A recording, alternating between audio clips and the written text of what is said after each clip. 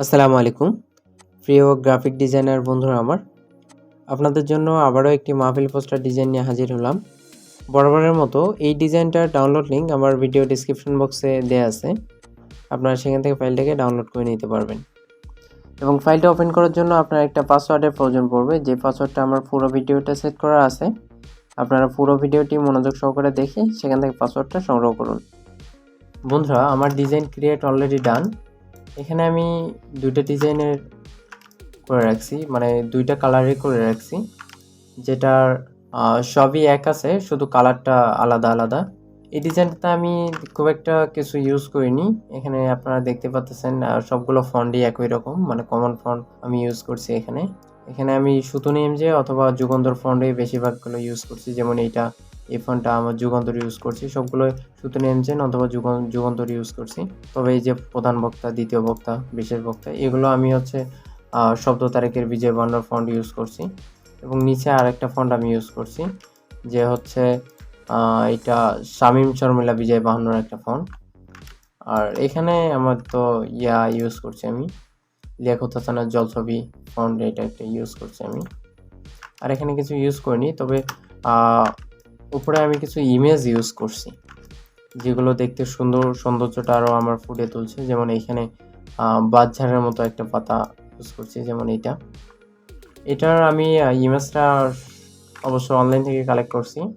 এটার ইমেজটা এখানে বসাই দিয়ে শুধু আমি ইমেজ কালার মোডটা চেঞ্জ করে দিয়েছি।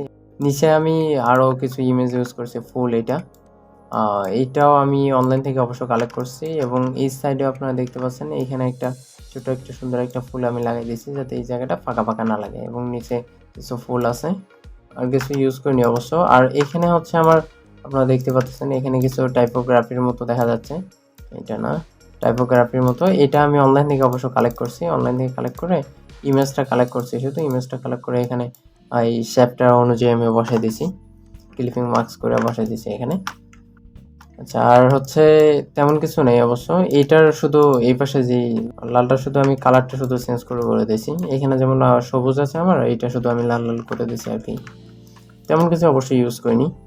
তবে প্রত্যেকটা ডিজাইনের মতো এই ডিজাইনও আমি কিছু জলছাপ ইউজ করছি। এই তো গোলাপ ফুলের মতো একটা দেখা যাচ্ছে না। আচ্ছা, এইটা আমি অপাসিটিটা কমাই দিয়েছি, তো যার কারণে দেখা যাচ্ছে না।